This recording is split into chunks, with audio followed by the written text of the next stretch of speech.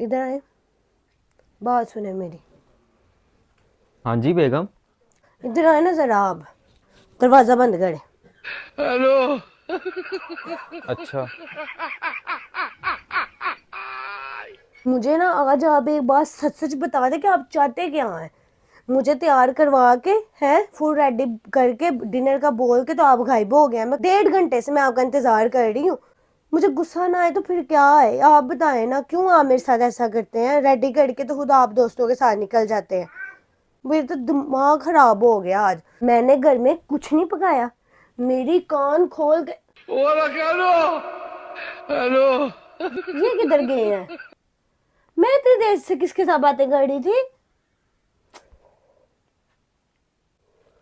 इसका तो मैं आज इलाज करके रहूंगी।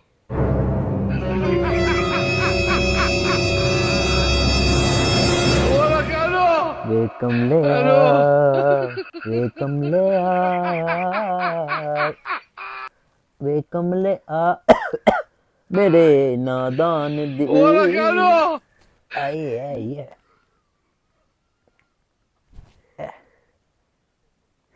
यस। हेलो।